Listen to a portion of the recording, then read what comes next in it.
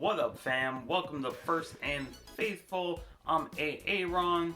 In today's video, I'm going to go over why Raheem Mostert being a system player is actually a good thing. Before we jump into that, if you could do me a favor, take 2 seconds, hit that subscribe button, the like button, leave me a comment, hit the little bell icon. Really appreciate it. I put out videos every Thursday and Sunday. As we get closer to the start of the season, that will increase, but let's jump into it. Raheem Mostert's story is well known at this point. Guy who was cut by half a dozen teams, found a home on the Niners as a special team ace, got his chance to shine as the lead running back towards the end of the season, took full advantage of that, exploded, became a household name due to his huge performance in the NFC Championship game, and became a fan favorite. Unfortunately, he made a trade demand this offseason. A lot of those people who were fans kind of turned on him. A lot of things were said about him. And one of the biggest kind of attacks, most common attacks people used against Mostert and why he shouldn't get his trade demands met or his money requests met was that he was or is a system player. And when I hear people say that, I just kind of shrug and say, so what? Who? And really it boils down to the bigger point, which is, who is it? Every single player in the NFL is a system player. Every team, has a system or a scheme, same difference, that they run for both their offense and defense.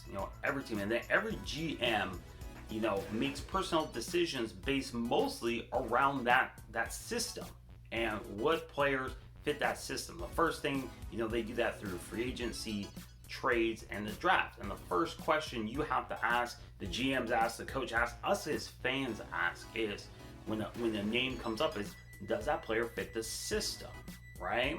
And kind of vice versa with the coaches too. When they bring in a new OC or a new coach, a new defensive coordinator, etc.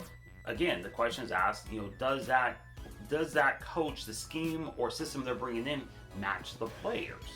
And if the answer is no, you cross those names. The GMs take a look at the players. No, cross the name. It doesn't matter really anything else before you can even get to money numbers and draft all that, because at the end of the day, it's a waste of that money. If there are free agents, a waste of draft capital. If you're talking draft or in a trade, if that player doesn't fit the system, think DeMarco Murray.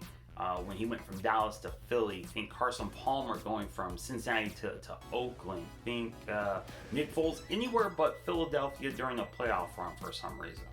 And then, on the flip side of that, look at, Deebo Samuel. Think,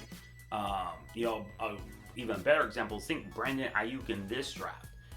He showed up on many, best fits after the draft articles because what he does fits perfectly, or seems to fit perfectly with what Shanahan does on offense. The run after the catch, bigger receiver, all these fit in. And that's why he was deemed a perfect, one of the best kind of perfect fit draft picks because of that. If he had gone to Minnesota, there's a lot of places he could have gone where it would have been like, all right, yeah, he's a good player. But on the Niners, he's seen as a perfect fit, and that's what you're looking for. And when you hear coaches, GMs, coordinators talk about players, especially around the draft, especially trades, they're always talking about, hey, does this guy fit? They always say, oh, this guy, we like this guy because he fit what we're trying to do on offense. Hey, this guy fit what we're trying to do on defense, and that's why we really liked him. Especially when you think of guys who maybe weren't necessarily on the radar in the public or as fans.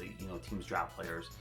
Brandon Ayuk is kind of a good example of that. I don't think any of us foresaw them trading up to grab Ayuk. And then when you kind of looked at it, you thought about it, you're like, okay, that does make sense because Shanahan's very much, and this guy fits what we're trying to do on offense, and he's gonna, his skill set with our system is gonna be, amazing. It's when you have that perfect marriage between player and skill set and system that we get to, see something special, and that brings us back to Raheem Mostert. As I mentioned in my debunking the Mostert arguments that people were making for and against him. Shanahan has a system, and if you're going to build a system, whether it's offense or defense, but in this case offense, you might as well have the best parts or the best pieces for that system. And as we saw last season, Mostert was clearly the best running back in that system, and it really wasn't close. Shanahan's system, of course, created those opportunities, right? But Mostert took those opportunities and figuratively and literally he ran with them, with great success. 100, including the playoffs, 190 carries for 1,108 yards, a 5.8 yard per carry average, and 13 touchdowns. I mean, those are insanely good numbers for such a, just a small number of carries. So we're talking about, efficiency, maximization of those carries, limited carries, but, just ran with them. Even more impressive when you consider what Tevin Coleman, Matt Breida did in the exact same system. It'd be different if you look at them and say, oh, the numbers are kind of the same. They're not even close. I mean, it's not even close. And this is where the argument that Mostert is a system running back as a negative is wrong. What we should be focusing on is Mostert's success in the system. Not focusing on the system, but Mostert's success. We've seen what bad fits do in the system. Bad fits, as a fan, saying someone is a system player as a negative is dumb. You want the best system fits for the system. Good system fits and great system fits equal wins. Bad system fits equal losses. I can't speak for y'all as Niner fans, but for me, I like wins. I like watching the Niners win. And, you get those wins by having the pieces that fit the system. And we saw that. When you see when players fit a system, what it does. You saw that on defense for the Niners. 2018, kind of Last season, Saleh took his system, combined it or incorporated the wide 9 system. They added a few new pieces in Quan, Bosa, D Ford, and you saw it. They went from a middling defense to a top 3 defense.